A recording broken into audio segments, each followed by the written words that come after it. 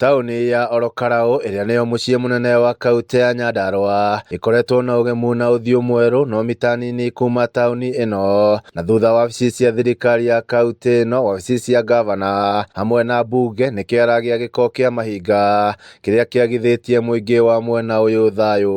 Gĩko gĩkĩ rĩ kana magĩtwethere mũgũnda ũngĩ kũrĩa gĩko kĩrĩtwaraga tondũ nginya gĩ thutha wa wabici cia thirikari, na nĩ monaga ti atĩ mationaga, rĩu tũramakaĩra na matiratũteithia, na me ofici nĩ monaga gĩko na ngari bado cia kaũntĩ nĩcio citaga gĩko gĩkĩ gũkũ bara, rĩu ithuĩ tũrĩ anogu na kũngĩkinya atĩ matikũhota kuoya jukumu ya kĩara kĩu rĩ, ithuĩ ta mũingĩ wa mahinga rĩ nĩ tũgũcangana tũtware gĩko kĩu nginya ofici-inĩ ciao maigue ruo rũrĩa tũragerera. Mũingĩ mwena ũyũ ugĩte rĩrĩ kũrĩ na mbura, gĩko gĩa kĩara kĩu kĩratukana na njũĩ, ũndũ ũrĩa nĩ ũgwati kuona maĩ macio macokaga kũnyuo nĩ mahiũ na andũ mwena wa kĩanda.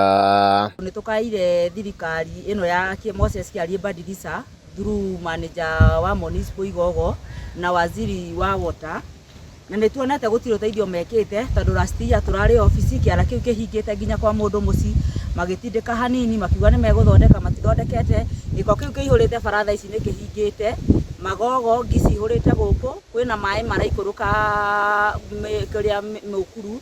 Taguo ngĩcũthĩria rĩ kwĩna hena bunda ĩkuĩrĩire harĩa, nĩ ũkuona maĩ macio mothe gĩko kĩu gĩothe kĩrĩa gĩgathiĩ gũkũnyuo na kũrĩa kĩanda. Ici nĩ njũa, ũguo no twende kuga atĩ mĩrimũ ĩrĩa ciaragwo nĩ rĩera rĩũru.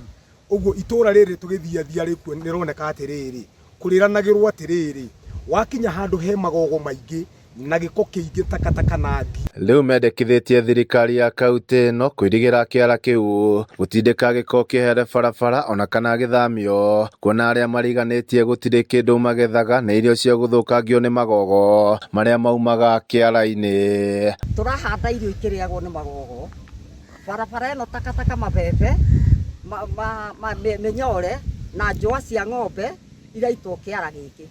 Twĩna thĩna mũkĩru makĩria, nĩ tũrahoya ũteithio wa gũtũteithio nĩgetha tuonekane na ithuĩ nĩ tũrahota kwĩgitĩra na tũhote ona maĩ matiranyuo nĩ takataka ĩrĩa ĩgũkũ. Handũ-inĩ ha Kameme TV kuma kaũntĩ ya Nyandarua, niĩ njĩtagwo Jimmy wa Muthoni.